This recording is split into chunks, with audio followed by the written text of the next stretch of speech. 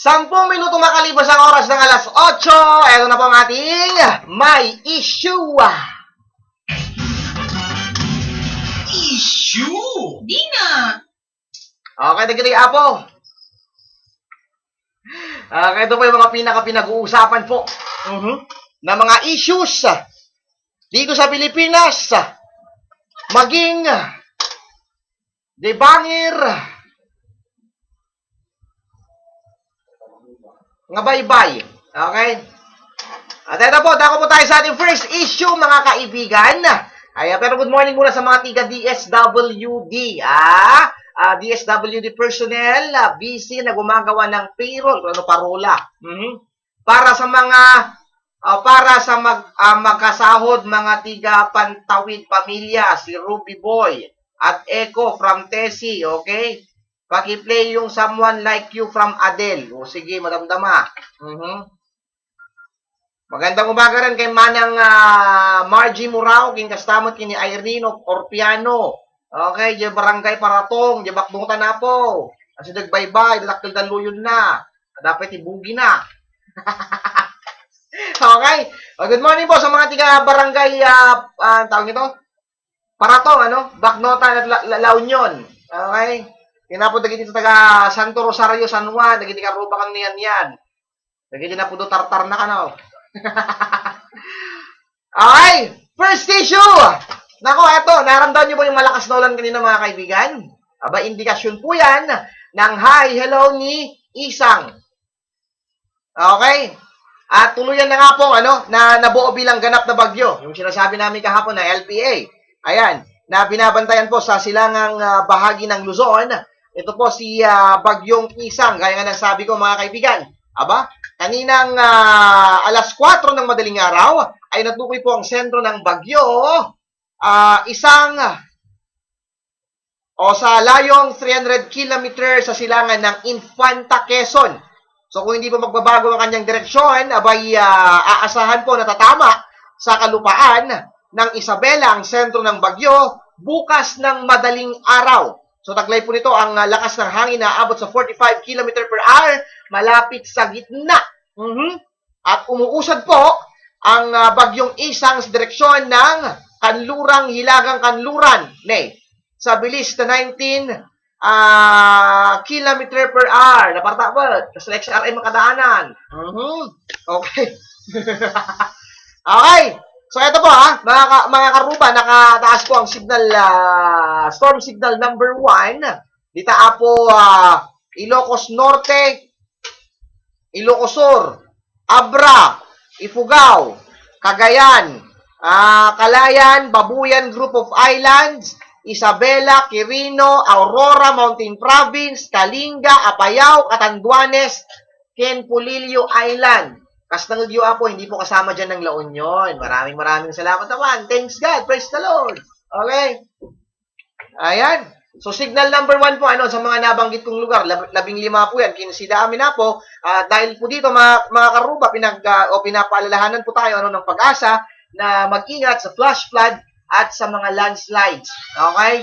Kung repay ko, hantay nga signal number 1 na po ay agal-alwad kay lata. Yeah. Hindi kayo kung makabandot ti pitak. May galis kayo matugtog taulo yo. Rumor naman tayo nga duwa. Okay? Narikaton. Okay? Next issue. Dako po tayo sa France. France. France, yo. Okay?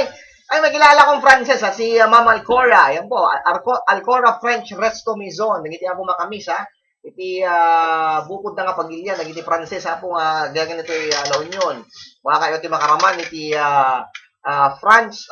French fries. Pwede ko rin kayong patikman, ng French kiss. Kasi, I am a French boy. Okay. Ito po, bad news, mula po sa France, mga karuba. Patay po ang 15 anyos na babae, makaraang sakmalin, ng pating. Okay? Habang naliligo sa Reunion Island sa France. Pating nga po datoy. Ayan, gender radya pating, kalakyan. Okay? So, sa initial po na ulat ng Gina Hauru, okay, head ng public safety ng St. Paul, labi nangyari po ang insidente ilang minuto matapos nagtungo sa Pampang, Pampanga, Pampang. Ang kasama ng biktima, so nabati po dato yung balasitang hindi baybay niya. So, tinangay umano ng pating, ang ilang bahagi ng katawan ng babae. Ano nabuyong natin nga patingan? Dalahin na crocodile. Okay?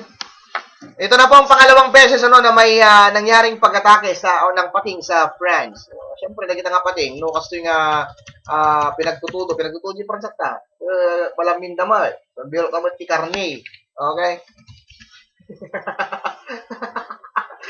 Ingat po tayo, ha? Ang lang nga di pransa po dapat pating kanya tayo nga, mga kasya uyong, ha? Kuwada lang na friendly da. Kamu dapat peace sign. Okay. Ito po, mula po sa France, mga kaibigan, dako po tayo ulit, dito po sa Pilipinas, okay? Abay, pasyal po tayo sa Cebu, okay? Ito po, tinatayang aabot po ng 120,000 pesos ang halaga ng marijuana na binunot ng mga otoridad sa Sitio Lobo, Barangay Bunbon, sa Cebu City ito, mga karuba, ha? Ayon po sa Cebu City Police Office, abay, aabot po sa 380 na mga puno ng marijuana ang binunot na nasa kustodiya na po ng CCPO. Nagadong dingunan nga na yan. 318. Ay, kano kumaapo data 318 nga marijuana timula da coconut. Di ba? Di dapat arami dun da nga nalagyan niya yan. Buko shake. Ano mga bumabaling arami da nga marijuana shake data. Okay. So, ayun, minunot po ang 380 na mga puno ng marijuana at nasa kustodiya na po ng Cebu City Police Office. Mas mabuti kung ganon. Okay? Yabandak to po na puran nyo. Joke. Eto, mula po sa Cebu City, mga kaibigan, dako po tayo sa camera. Ito yung pinag-uusapan yung pork barrel. Boy lollipop, wala bang beef barrel? Wala, pork barrel lang. Abay, kagakakad pong nagpayag ng pagtutol ang liderato ng Kamara sa panukalang buwagin. Okay? Ang kontrobersyal na Priority Development and Assistance Fund o PDAF o mas kilala bilang pork barrel ng mga mambabatas.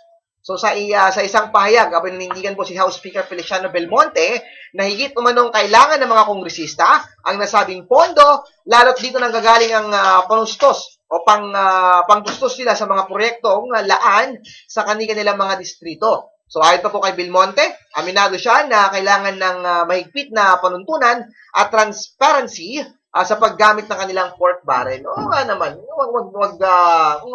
hindi naman dapat buwagin yan Okay?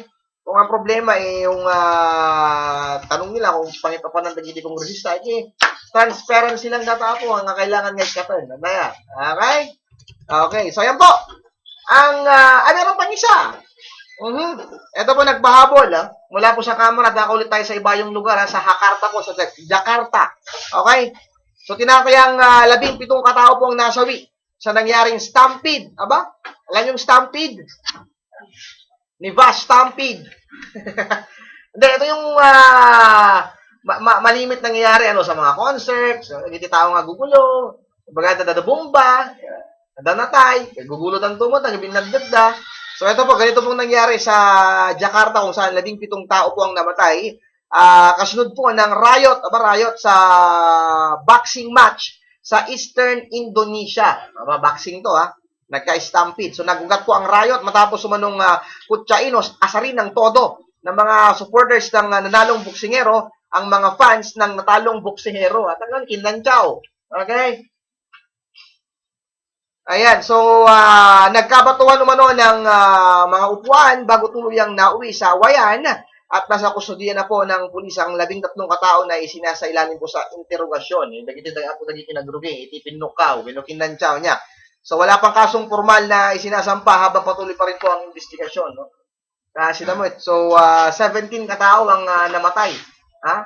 And for sure, maraming sugatan. Stampede to So kapag sinabi mong stampede, ribu-ribu data po. Inusuro. So, yan po. Ang pinag-uusapan po ngayon, may issue ba po mamaya ang ating top trending topic? Ha? So, TTT, -1. Wala kasi si Billy eh. Okay? Pero, good morning muna kay paring Oliver. Si Macho Papa, kasi natay baga naman. Padre, ingat naman ko nam. Tayo baga mga nataya kon. Sila maniniwala sa kanila. Ang mamati ti kismis niya. Chismis niya lang kung sinasabi na kanila. Oo. Sila magkarkararag. Oy, magandang umaga kay paring Oliver, kay Manong Gilbert. Magandang umaga po. Pakigit mo man bayaw ko ni Munying, imong customer kanya. Manong mo Gilbert, aka Tokakis. Okay. 21 of 8. Ano pangalan nito? Yung sa Pagdarawan. Oy, Pagdarawan. Gusto kong batiin. Sino? Over ako. Maraming salamat. Wow. Birthday ba niya? Birthday niya. Si paring Billy rin. Oo, nabarta mo. Birthday. Kakadwa kay Dirabe. Sumula ka rin 21 after 8. Kasama ko po si Macho Papa. Kaya ito po ang ating next song. Hatid po sa atin ng Red East Marketing. Kasama po ang Gangnam Style Apparel at iba pa. Okay? Macho Papa, Gentle Boy. Ito pa rin po ang 104.3 Maya FM ang impilan kung saan kayo po ang official number 1 Boy Lollipop. Tandaan mo na yan. Mua sa'yo. Alam ko, sasabihin mo, bisyo na to eh. Dapat sinabi mo, bisyo na to. Ito ang ibili tirabe. Ano kayo?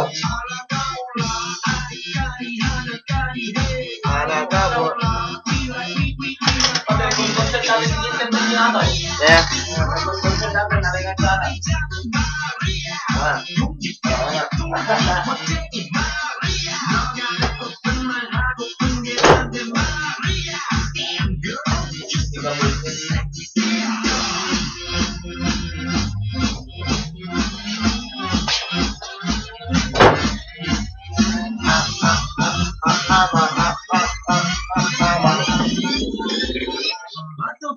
Gentleman.